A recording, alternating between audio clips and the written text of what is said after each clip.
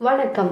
ஒரே ஒரு சாதாரண தினத்தில் ஒரு சிறிய தவறு, ஒரு கோபக்கார தம்பியின் கதை வாழ்க்கையை எப்படி மாற்றுகிறது? நீண்ட பொறுமையுடன் இருக்கும் அக்கா ஒரே சம்பவத்தில் எப்படி வீட்டில் அமைதியை மீட்டெடுத்தாள்? அதுதான் இன்னைக்கு நம்ம பார்க்க போற ஸ்டோரி.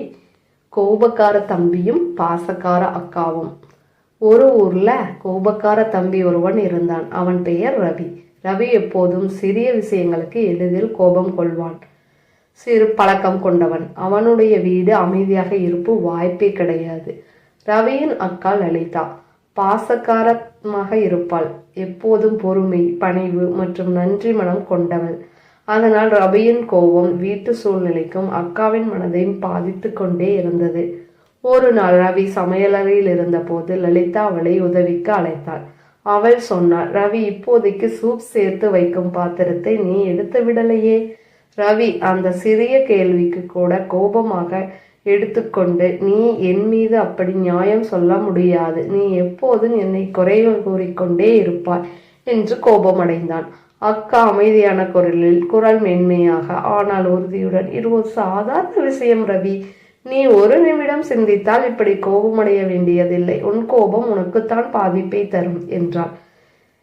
இங்கு சம்பவம் மையமாக மாறியது. ரவி கோபத்தால் பாத்திரத்தை உடைக்க, சூப் கசிய, சூப் எல்லாம் தரையில் கொட்டிவிட்டது. லலிதா உடனே தன்னுடைய துணியை எடுத்து கொண்டு வந்து பாத்திரத்தை சுத்தம் செய்தாள்.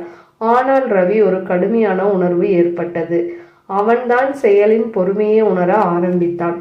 அக்கா சொன்னால், நீ எப்போதும் கோபம் கொள்ளும் பழக்கத்தை நிற்கவில்லை என்றால் வீட்டில் எல்லா அமைதியும் இருக்கும். உனக்கு வழிகாட்ட தயார். சம்பவத்தின் மூலம் ரவி கொஞ்சம் சிந்தித்து தன் கோபத்தை கட்டுப்படுத்த முயற்சி செய்ய ஆரம்பித்தான்.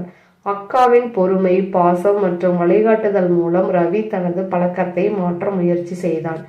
சிறிய சம்பவம் தான், ஆனால் அது ரவிக்கும் லலிதாவுக்கும் பெரிய பாடமாக மாறியது.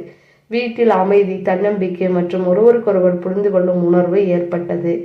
அதனால் இருவரும் சந்தோஷமாக அக்கா தம்பியாகவும் அவர்கள் பொறுமையாக இருந்து பல விஷயங்களில் வெற்றியும் கண்டனர். நன்றி.